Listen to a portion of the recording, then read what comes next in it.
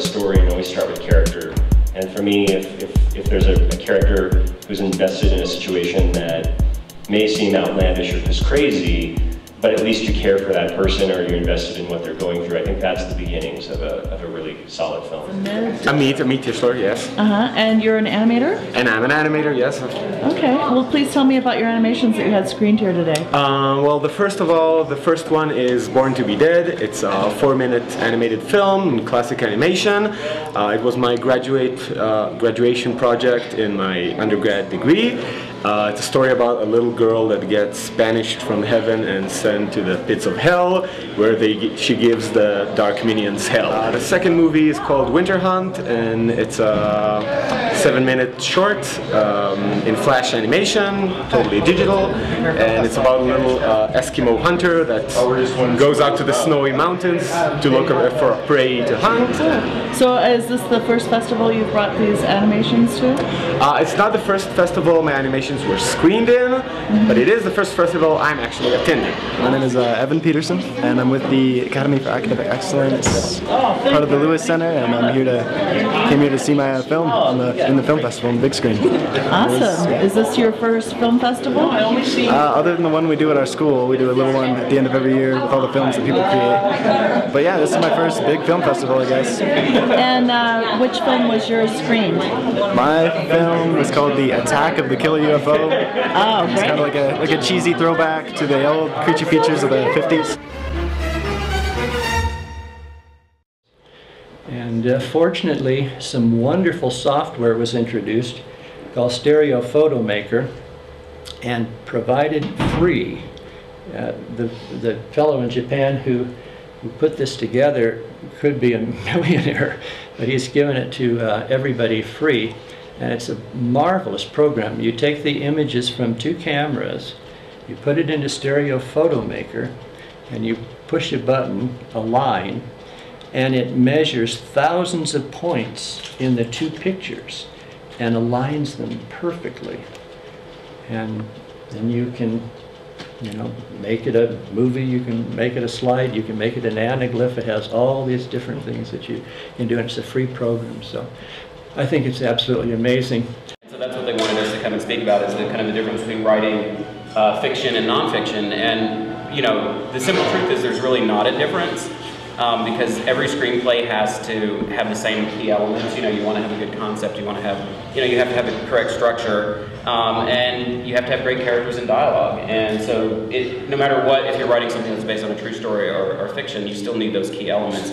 And I think that's a lot of the challenge that people have, is they try to be too faithful if they're writing a true story to life events. And a lot of times, life events don't play out like a 3-act structure in a film. So. The one soapbox thing I'll say, and I'm working with some of my other friends who are aspiring writers and come from theater, or actors who want to be writers, is you have to read. If you want to be a writer, you have to read. You have to force yourself to read books, plays, magazines, and a lot of us don't. I mean, I know for me it's a conscious choice to do that. And you have to study screenplays. Try to read 2 or 3 screenplays a week if you can. Facebook me. There's a great repository of scripts online. There's a file sharing website that has tons of scripts.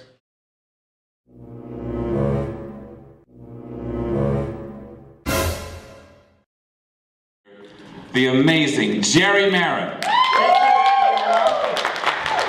Well, folks, my first picture was The Wizard of Oz, and the Chamber of Commerce asked us to be a part of the welcoming committee to welcome Dorothy when she came into Munchkinland. So I said, well, hell, why not? So we did. So this is how it happened. There was 2 guys besides me, very nice boys, and this is what happened. So when we seen her land in Munchkinland, we ambled up to her, yum da da dum da da dum da da dum, yum da whatever.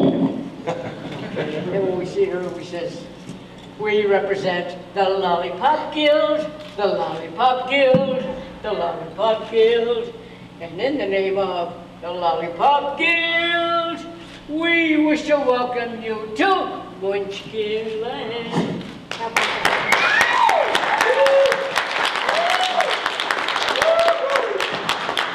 Jerry Merritt, ladies and That's gentlemen. what happened on my first job at Metro Golden Mayer 100 years ago, so I don't know. You've lasted longer than Metro Goldwyn Mayer, my friend. I'm Todd Sharp from Feudio.com, Fewdio.com. I'm Paul Hungerford from Feudio. And I'm Mike Delonzo with Feudio.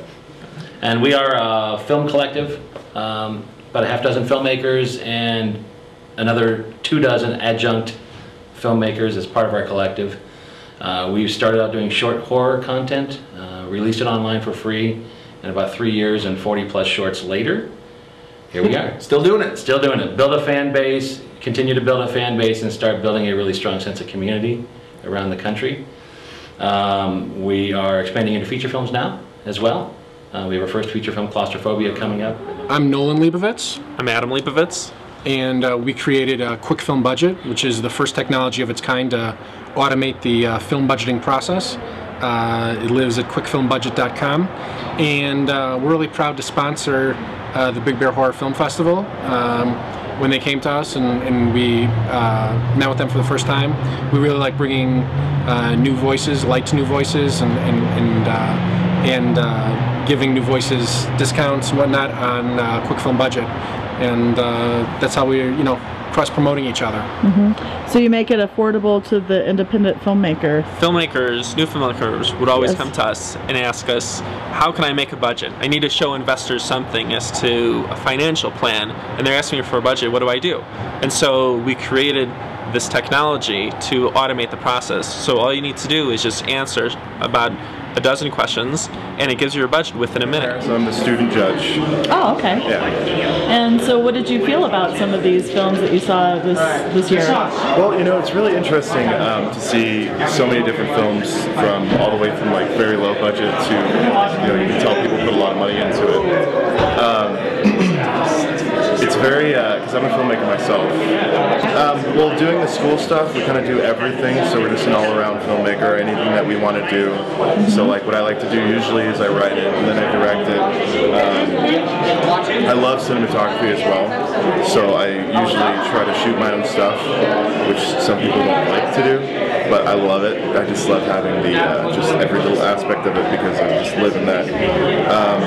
Thinking about ever coming to Big Bear and maybe shooting your own film? I would absolutely love to, actually. I've never done a horror genre film, but like I would absolutely love to do a psychological thriller, which I think could fit in that as well, which I actually think is the best kind of horror, besides slapstick, beating up and cutting up everybody.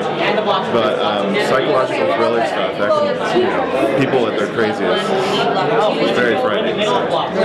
My name is Jeffrey Reddick. I'm a screenwriter, and this is my second year here at Big Bear actually, and I came up last year for the first year and helped judge the films, and I just really enjoyed it. I love coming up and out and supporting young filmmakers and new filmmakers and meeting fans, and it's just been a great time. So they asked me to come back this year, and I said absolutely.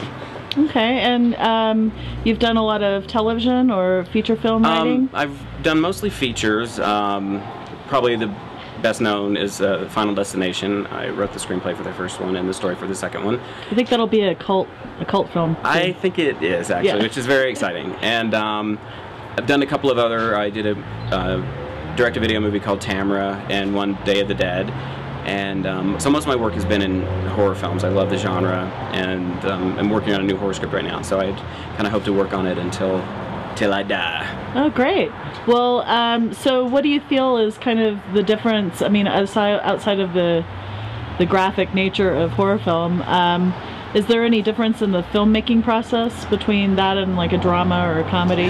No, you know what? I think that it's the same. I think the elements are the same for horror, any genre. For me, I think it's really about story and characters and concept. I think people do think a lot of times that horror films are just about the blood and the boobs, but I think a good horror film that stands a test of time has a good story and characters that you really can relate to.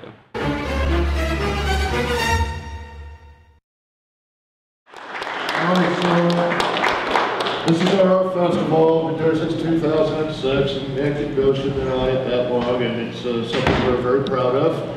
And we're very happy to be here to do a microclass, cell phone art, We're happy to have the Wise Guys here that are sponsoring it.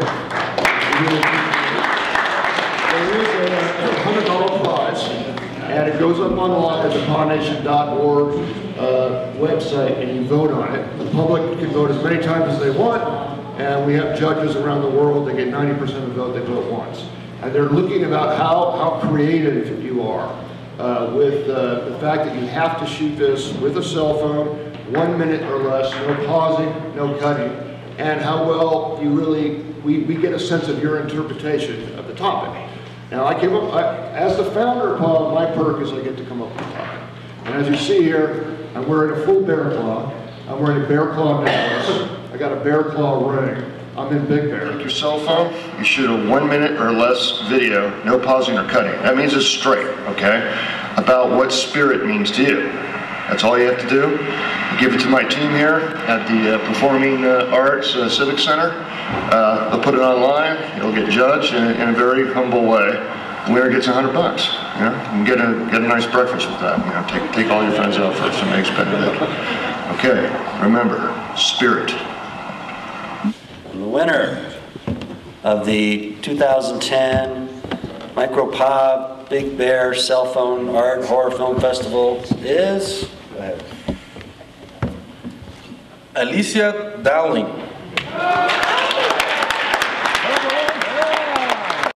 Here's your certificate signed by Christopher. Very cool. And you want to tell the story behind that?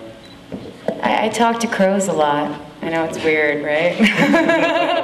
I do believe that they send you birds in the afterlife, and I had a low moment in my life where everything was sort of stripped out from under me, and these crows started showing up, and I dealt with death on my own. And these crows started showing up, and they're with me all the time, and now I speak to them, and so randomly I'm like, hey, and I don't know why I put this video together before I even knew about this competition. I was like, oh, okay, there's a crow, let me talk to it. And then I get here and I found out about the competition, and now I know why I did it. So. What we're about to present now is something that caught me off guard last year. At the end of this whole presentation, I was given an award. And I'm trying not to cry this year, okay? An award that was named after me. In all my years, I never thought such a thing would happen. I was profoundly honored, and especially since the nature of this award is for excellence and cutting-edge creativity. It means a lot to me because in the years I've been on this planet, I have gone from being a kid in Austin, Texas, who thought I was the only freak in town who wanted to go to the moon or, you know, was interested in science fiction and horror and all that kind of stuff, to starting some magazines that were my personal passion, the magazines I wanted when I was a kid and didn't have, to watching these fields that have always been kind of swept under the rug become some of the biggest box office moneymakers in Hollywood. We're there, folks. We are the talk of the town now. And I love the fact that there are people who have, along the way, added to that progress by putting something out there into the world that wasn't there before, and finding that there is a huge audience out there for this.